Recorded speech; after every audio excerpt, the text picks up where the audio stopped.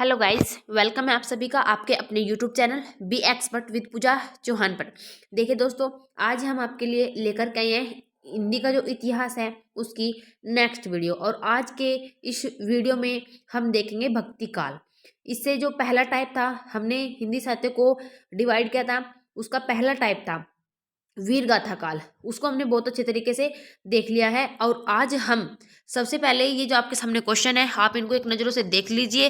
फिर लास्ट में हम आप इन सभी क्वेश्चन को बहुत अच्छी तरीके से बताएंगे, समझाएंगे। और इन सभी क्वेश्चन के से संबंधित जो भी थ्योरी थी वो हमने देख लिया बहुत अच्छी तरीके से। इसलिए हम जो भी क्वेश्चन आपके लिए बनेंगे वो डेली 10 क्वेश्चन आपको प्रोवाइड कराएंगे। चलिए आज की थ्योरी पर चलते हैं। सबसे पहले चलिए दोस्तों देखते हैं। देखिए दोस्तों, ये आज का जो मोटिवेशनल क्वेट्स है वो हम आपको लास्ट में बताएंगे। चलिए आज थ्योरी को देखते हैं। सबसे पहले देखिए दोस्तों, क्या है टॉपिक है भक्ति काल। भक्ति काल आज हम देखेंगे भक्ति काल के बारे में बहुत अच्छे तरीके से विद डिटेल पढ़ेंगे दोस्तों। चलिए शुरू करते हैं। सबसे पहले क्या है भक्ति काल, ये लिखा है यहाँ पे। भक्ति काल के बारे में जो मोटा मोटा था हमने बहुत अच्छे तरीके से देख लिया था जब हमने इसको डिवाइड में पढ़ा था। अब देखते हैं भक्ति काल। भक्ति काल को दो भागों में बांटा गया है, दो भागों में बांटा गया है। और उन भागों के नाम क्या है? निर्गुण काव्य धारा, सगुण काव्य धारा।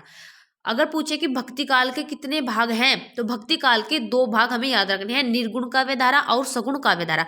निर्गुण काव्य धारा क्या है और सगुण काव्य धारा क्या है, इसके बारे में विद डिटेल आज हम आपको बहुत अच्छे तरीके से समझाएंगे। चलिए, अब ये क्या है? निर्गुण काव्य धारा। और जो ये नीचे लिखा हुआ है, ये निर्गुण काव्य धारा के पार्ट लिखे हुए हैं।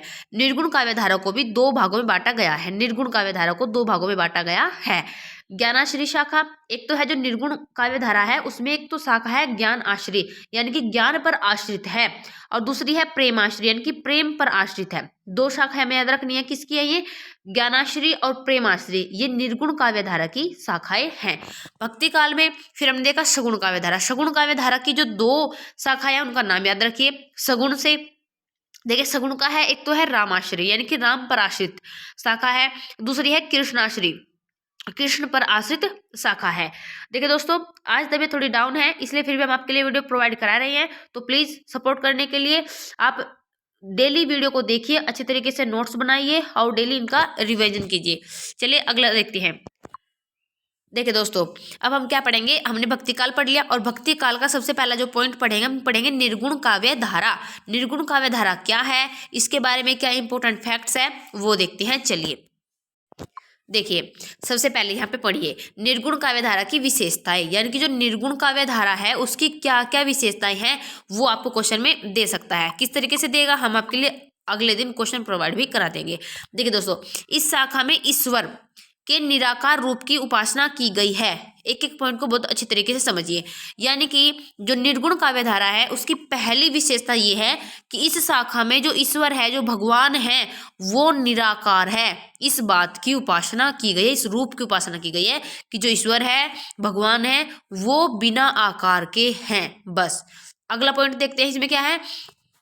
इसमें जो अगला पॉइंट है बहुत अच्छा पॉइंट है, जाति प्रथा का विरोध। क्या हुआ है? जाति प्रथा का विरोध आपको क्वेश्चन में दे देगा कि बताइए क्या ये निर्गुण काव्य धारा की विशेषता है। पहले ये डाल देगा, फिर ये डाल देगा कि जाति प्रथा का विरोध। तो हाँ, जाति प्रथा का विरोध निर्गुण काव्य धारा की विशेषता है। एवं हिंदू मुस्लिम एकता पर विशेष बल दिया गया। तो क्वेश्चन ऐसे पूछ सकता है कि हिंदू मुस्लिम एकता पर विशेष बल दिया गया था निर्गुण काव्य धारा में, सगुण काव्य धारा में। तो आपको याद रखना है कि हिंदू मुस्लिम एकता पर विशेष बल दिया गया था निर्गुण काव्य धारा में। अगला देखते हैं, अगला पॉइंट क्या बनता है इसमें। देखिए दोस्तों, ये है निर्गुण काव्य धारा की दो शाखाएं हैं। हमने अभी देखा था इसको मैप से कि निर्गुण काव्य धारा की दो शाखाएं, एक तो है ज्ञानाश्रय शाखा, संत काव्य है इसमें। ज्ञानाश्रय शाखा यानी कि ज्ञान पर जो आश्रित शाखा है उसमें है संत काव्य, और दूसरी है प्रेम आश्रय शाखा यानी कि प्रेम पर आश्रित जो शाखा है उसमें आते हैं सूफी काव्य। संत काव्य, सूफी काव्य, ये क्या है वो हम आगे देखेंगे। फिर आप यही याद रखिए कि जो निर्गुण काव्य धारा है उसकी दो शाखाएं हैं, ज्ञानाश्रय शाखा और जी प्रेमाश्रय शाखा। चलिए अगले पॉइंट को देखते हैं। चलिए दोस्तों, जो हमने भी पढ़ा कि निर्गुण काव्य धारा की जो दो शाखाएं हैं उनमें सबसे पहले पढ़ते हैं हम ज्ञानाश्रय शाखा के बारे में बहुत अच्छे तरीके से। तो ज्ञानाश्रय शाखा हमने देख लिया, ये संत काव्य से रिलेटेड है। ज्ञान आश्रय शाखा, ज्ञान आश्रय शाखा में जो भी इंपॉर्टेंट पॉइंट बनते हैं वो हमने सब यहाँ पे लिख दिया, आप इनको बड़े अच्छे तरीके से पढ़िए। देखिए ज्ञानाश्री शाखा के प्रमुख कवि कौन थे, ऐसे आपसे क्वेश्चन पूछ सकता है। तो ज्ञानाश्री शाखा के प्रमुख कवि कबीर दास जी थे। तो ज्ञानाश्री शाखा के प्रमुख कवि कबीर दास जी थे। पहला पॉइंट, कबीर अरबी भाषा का शब्द है। तो आपसे पूछ सकता है कि कबीर जो है वो किस भाषा का शब्द है। तो कबीर अरबी भाषा का शब्द है। और कबीर का अर्थ क्या है, अगर आपसे पूछ ले कि कबीर का अर्थ क्या है, कबीर का अर्थ क्या है, महान या श्रेष्ठ। सबसे पहला पॉइंट, ज्ञानाश्री शाखा के प्रमुख कवि कौन थे, कबीर दास जी थे। कबीर किस भाषा का शब्द है, अरबी भाषा का शब्द है। कबीर का अर्थ क्या है, महान या श्रेष्ठ। ये तीनों पॉइंट आपको याद रखने हैं। चलिए अगले पॉइंट को देखते हैं। इसमें अगला पॉइंट क्या लिखा हुआ है, कबीर दास दिल्ली के सुल्तान, देखिए यहाँ से क्वेश्चन बन सकता है, कबीर दिल्ली के सुल्तान सिकंदर लोदी के समकालीन थे। तो क्वेश्चन ऐसे पूछ लेगा आपको कि बताइए कबीर दास जी जो थे वो किस सुल्तान के समकालीन थे, किसके, तो कौन थे, सिकंदर लोदी, ये इनके समकालीन थे। चलिए अगला क्या लिखा है, सर्वप्रथम कबीर की बानियों का प्राचीनतम नमूना गुरु ग्रंथ साहिब में मिलता है। तो क्वेश्चन ऐसे पूछ सकता है कि बताइए कि सर्वप्रथम कबीर की जो बानियां हैं उनका प्राचीनतम नमूना कहाँ मिलता है। तो कहाँ मिलेगा, गुरु ग्रंथ साहिब में, गुरु ग्रंथ साहिब में आपको याद रखना है। कबीर की बानियों को बीजक में संकलित करने का श्रेय किसको जाता है। तो कबीर की बानियों का श्रेय बीजक में संकलित करने का श्रेय धर्मदास को जाता है, धर्मदास को जाता है। देखिए दोस्तों इस पॉइंट को बहुत अच्छी तरीके से एक बार और देख लीजिए। देखिए जो कबीर की जो बानियां है उसको किस रूप में रख दिया है, बीजक के रूप में जाना जाता है। और बीजक के रूप में किसने संकलित किया था, किसने संकलित किया था, उनके जो शिष्य थे कबीर दास जी के धर्मदास को जाता है। अगला पॉइंट देखिए, अगला पॉइंट क्या है, देखिए दोस्तों जो हमने ये पढ़ा ना ज्ञानाश्री शाखा, ज्ञानाश्री शाखा से संबंधित जो भी ये पॉइंट बन रहे थे, एक एक पॉइंट को हमने बहुत अच्छे तरीके से देख लिया है। और तीसरा पॉइंट ये है जो कि मोस्ट इंपोर्टेंट है, ज्ञानाश्री शाखा के कवि व उनकी रचनाएं, उनको हम देखते हैं। चलिए देखिए दोस्तों हमने यहाँ पे कवि लिख दिया है और यहाँ पे रचनाएं लिख दिया है। आप इसको बच्चे अच्छे तरीके से, बहुत अच्छे तरीके से आप इनको एक दो बार देखिए, नोट्स बनाइए, रिवाइज कीजिए। इनमें से क्वेश्चन बनने के ज़्यादातर चांस रहते हैं दोस्तों। रचनाएं दे देगा और आपसे बोलेगा कि ये रचना किस कवि की है। तो देखिए दोस्तों हम आपको इसको बहुत अच्छे तरीके से समझाते हैं। देखिए यहाँ पे लिखा है कबीर दास, कबीर दास जी की जो रचनाएं हैं वो क्या है, बीजक साखी शबद रमैनी, बीजक साखी शबद रमैनी किसकी रचनाएं हैं, कबीर दास जी की रचनाएं हैं। अगला देखिए रैदास, रैदास को बोल सकते हैं रविदास, रैदास की रचना क्या है, बानी, रैदास की रचना क्या है, बानी। अगला क्या है, नानक देव, नानक देव जी की रचनाएं क्या है, इनकी रचनाएं ग्रंथ साहिब में संकलित है। तो सबसे पहला पॉइंट याद रखना कि इनकी रचनाएं, किनकी, नानक देव जी की रचनाएं कहाँ संकलित है, ग्रंथ साहिब में संकलित है। ये वाला पॉइंट ग्रंथ साहिब में संकलित है, जिसके संकलनकर्ता गुरु अर्जुन देव थे, जिसके संकलनकर्ता गुरु अर्जुन देव थे। जो ग्रंथ साहिब हैं उनके संकलनकर्ता कौन थे, गुरु अर्जुन देव थे। अगला पॉइंट देखिए, अगला पॉइंट क्या है, अगला पॉइंट है दादू दयाल, दादू दयाल की रचनाएं, यहाँ पे लिखा है अंगवधु, क्या है, दादू दयाल की रचना अंगवधु काव्य संग्रह है, ये एक काव्य संग्रह है अंगवधु। अगला पॉइंट देखिए, अगला पॉइंट क्या है, अगला पॉइंट है मलूक दास, मलूक दास, इनकी रचना क्या है, रत्न खान, रत्न खान मलूक, मलूक कैसे लगेगा, जब कोई रत्न वगैरह पहन लेगा तो रत्न होते हीरे वगैरह होते हैं। तो अगला क्या है, मलूक ज्ञान बोध, जिसको ज्ञान का बोध है वो तो खुद ही मलूक हो जाता है। तो आप थोड़ा सा रिलेट करके भी याद कर सकते हैं।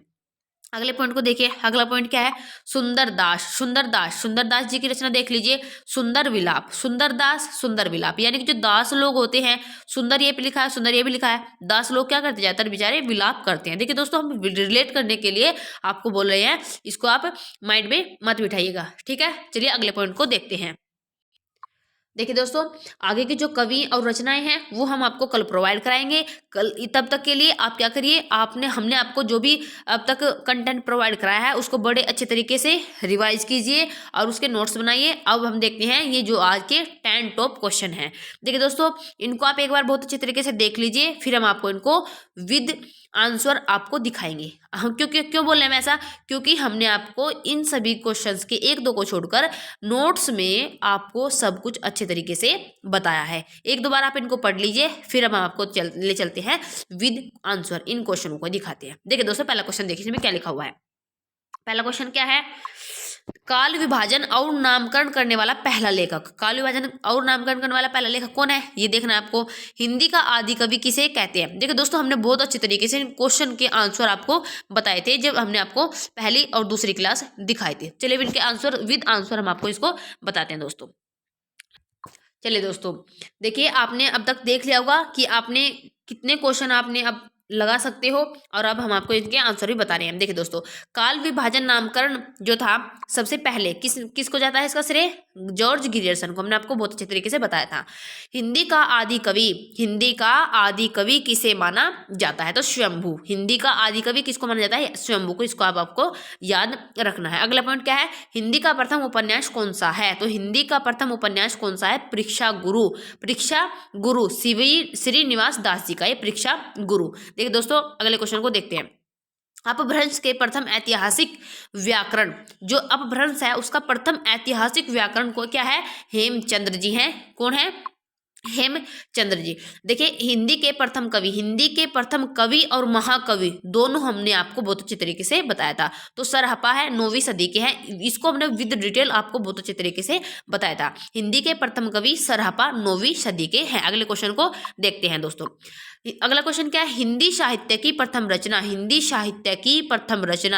देखिए दोस्तों, आपको याद आ रहा होगा, अगर आपने बहुत अच्छे तरीके से नोट्स को 1-2 बार रिवाइज किया होगा, अच्छे तरीके से वीडियोज को देखा होगा, तो आपको आंसर याद आना चाहिए दोस्तों। हिंदी साहित्य की प्रथम रचना क्या है, पृथ्वीराज रासो चंद्रबरदाई की है। चलिए अगला देखते हैं, हिंदी साहित्य का प्रथम महाकाव्य पृथ्वीराज रासो किसका है, चंद्रबरदाई जी का है। अगला क्वेश्चन देखते हैं। अगला क्वेश्चन क्या है, अगला क्वेश्चन है हिंदी काव्य में, ये है 8th क्वेश्चन, हिंदी काव्य में प्रथम बारहमासा वर्णन क्या है, हिंदी काव्य में प्रथम बारहमासा वर्णन कहाँ पे है, किसने किया है, बीशल देव ने किया है। किसने किया है, बीशल देव ने क्या किया है, बारहमासा वर्णन किया है हिंदी काव्य में पहली बार बीशल देव जी ने। अगले क्वेश्चन को देखते हैं, 9th क्वेश्चन को।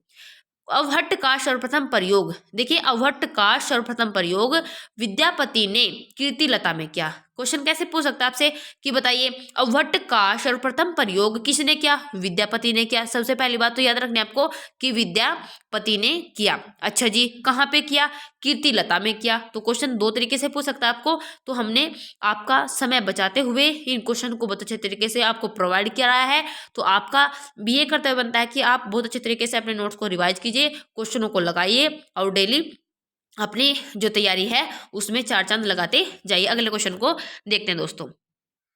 देखिए दोस्तों, जो 10th क्वेश्चन है उसको देखिए, हिंदी के सर्वप्रथम गीतकार, हिंदी के जो सर्वप्रथम गीतकार है दोस्तों, गीतकार उनका नाम है दोस्तों विद्यापति। आपको याद रखना है दोस्तों, गीतकार का सर्वप्रथम गीतकार कौन है, विद्यापति है दोस्तों।